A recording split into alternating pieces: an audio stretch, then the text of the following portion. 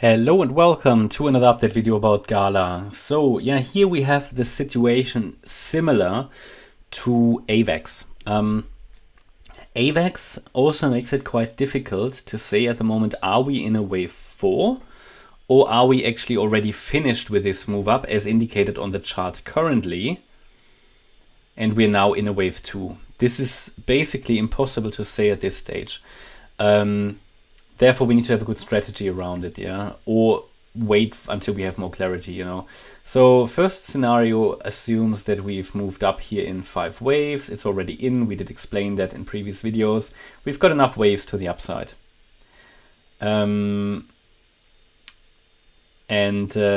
would indicate we are currently coming down here in an A wave. I can't remember exactly what I said in the past video, but I think that I said something like, you know, we've hit the support area. It could be that the wave A is finished. We're now putting in a B wave. Correct me if I'm wrong. I didn't rewatch it and I can't always remember what I said, but certainly this currently looks like a B wave. This does not, at the moment at least, look like a substantial breakout. So it would rather confirm the idea that we are currently putting in a B wave, which could then result in a C wave. What we still need to see then is this an ABC within a wave 4? That would be likely if this move down ends in the green support area.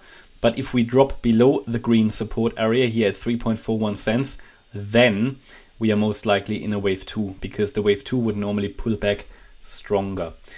So that is the difficulty that we have at the moment, and therefore because of this uncertainty, it's sometimes just good just to scale into support. Yeah.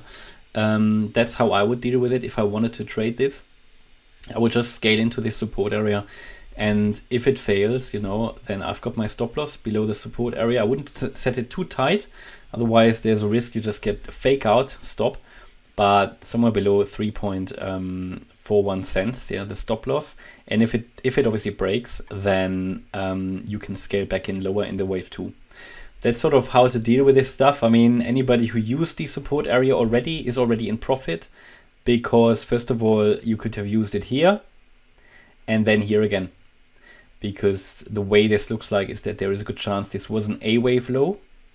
We are now in a B wave and we could come down in C. But again, it's just on what's unclear at the moment. Is this a wave 4 or a wave 2? And we won't know that until we come down here. If you ask me, this is still a wave 4.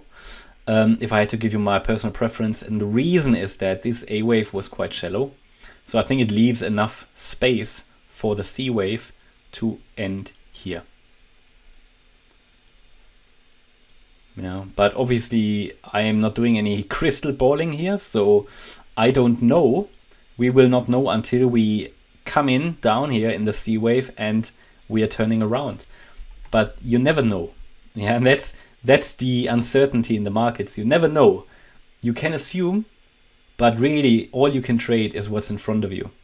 And don't spend too much brain power on, you know, which wave are we in. Look at the wave patterns, look at the structure, and put your support areas on the chart, scale into support, scale out of resistance. And that way you manage your risk properly. If you then have the position sizing spot on as well, it won't hurt you a lot if you lose a trade. Be very careful with leverage in a situation where there's uncertainty, or where there's a lot of uncertainty and you don't really have a confirmed trend. But yeah, this is sort of where we are. I think A wave down, very nice 3-wave structure here. This could be a B wave, A, B, no, 1 second. Could be an A, B, and we could now be in the C wave. This B wave itself, so that's C wave of B, this B wave itself, if it's a flat pattern, also could without a problem retrace 90 to 100% of the A wave. So you're looking at resistance at 5.04, 5.28, 5.43, or even 5.61. And we love B waves because they can also overshoot. Yeah, we love them. At the moment, it doesn't look like it will overshoot, but never say never. Just I'm saying that because it hasn't really rallied a lot, where Bitcoin and Ethereum have already moved quite a bit. So B waves, we need to be flexible with B waves. That's always why I don't try to trade B waves. Would stay away from them if possible. And then the wave C might be a short, and certainly the wave 5 might be traded, yeah, if we get it. That's sort of where we are. There is no confirmed breakout. We only have 3 waves at the moment. It doesn't, what I'm currently not seeing, now again, I could be wrong, but what I'm not seeing yet is that we are already in the 5th wave, because just we don't have any evidence for it. But if we break out substantially, if we get 5 waves and we break out above that high, I have to assume that we are already in the 5th wave, and that this here was a wave 1, this was a wave 2, and we're now rallying in a wave 3, but it's not really strong enough yet for a wave 3 to the upside. Basically, we're talking about the wave 3 of the wave 5. It would also mean that we're putting in quite a strong extension in the 5th wave, if that's the case, because then you have a very long wave 1 already. Here a wave 2 and the wave 3 would go, I don't know, very, very high. We'll see.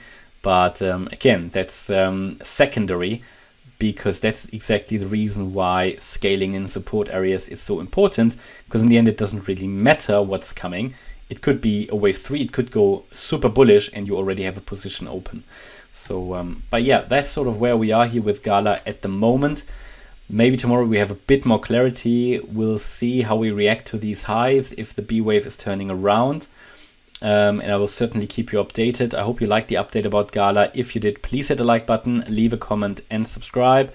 And if you really like the content, then please check out the channel membership. Thanks a lot for watching. Bye-bye.